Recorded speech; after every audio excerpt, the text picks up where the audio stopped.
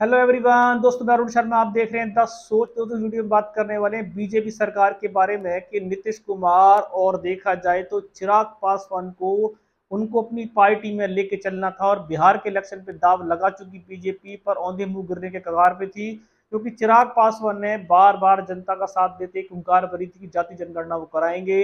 अब बीजेपी सरकार ने जो करवट बदली है, कांग्रेस ये कह रही है कि जाति जनगणना से बीजेपी हार चुकी है। तो क्या बीजेपी जाति जनगणना का मुद्दा स्टैंड पलटकर कांग्रेस की मुश्किलें बढ़ाएगी? दोस्तों रुझान पहली बार है जुड़ सकते हैं, सारी वीडियो को देखने के लिए बात करते हैं बिहार के इलेक्शन के बारे में कि बिहार में नीतीश कुमार काफी दिनों से बीजेपी के इर्द गिर्द मंडरा रहे थे। वो बार बार कहते कि जाति जनगणना कराओ। तेजस्वी यादव ने बार बार अपने खुले मन से विचारों से कहा था कि जब भी उनकी सरकार आएगी जाति जनगणना कराई जाएगी, जिसमें राहुल गांधी, अखिलेश यादव, विपक्ष ने सभी पार्टियों ने तेजस्वी का साथ दिया था।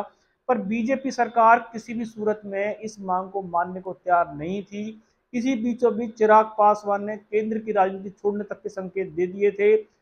नीतीश कुमार, पलटू राम ने भी बीच में बार बार, चाहे वो छोटे मन से कहा हो या बीजेपी को परेशान करने के लिए कहा हो, एक दो बार उन्होंने भी अपने सुर चेंज किए थे।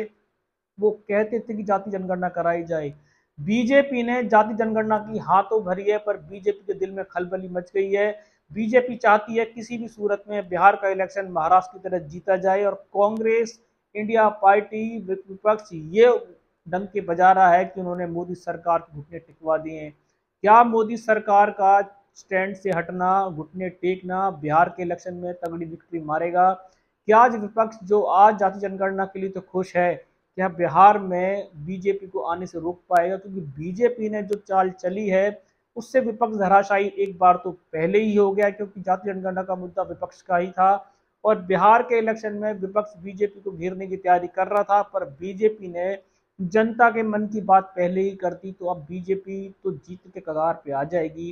क्या राहुल गांधी, कन्हैया कुमार, तेजस्वी यादव बीजेपी की इस चाल से कहीं अपनी सीट गवा तो नहीं बैठेंगे?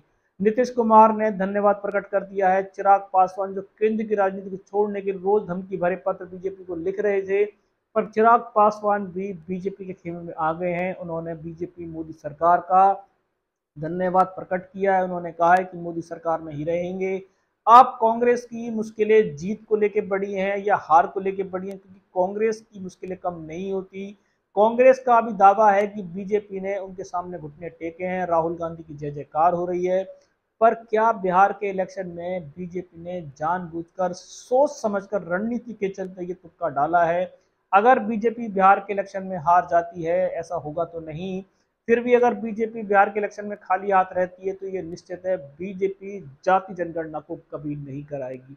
बीजेपी अपनी चाल से कभी भी मुकर सकती है, पर फिलहाल बिहार की जनता को लॉलीपॉप दिया जा चुका है। कांग्रेस खुशी के नगाड़े बजा रही है, वो अखिलेश यादव खुशी में तिल मिला रहे हैं। वो ये कह रहे हैं कि उनकी जीत हुई है, बीजेपी हारी है। पर इस जीत का फायदा कांग्रेस को मिलेगा या बीजेपी को मिलेगा, समय बताएगा, क्योंकि बिहार का इलेक्शन बीजेपी किसी भी सूरत में खोना नहीं चाहती। दूसरे रुझान पर नजर बना के रखेंगे।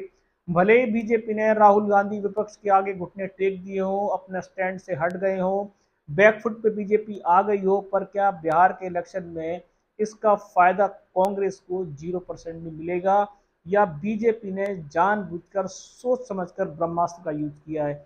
इस रुझान पे सटीक विश्लेषण लेके आएंगे। अगर आप चैनल पर नहीं जुड़े हैं, जुड़ सकते हैं आने वाले सभी। मैं अरुण शर्मा मिलूंगा नई सोच के साथ। अपना ध्यान रखें। नमस्कार।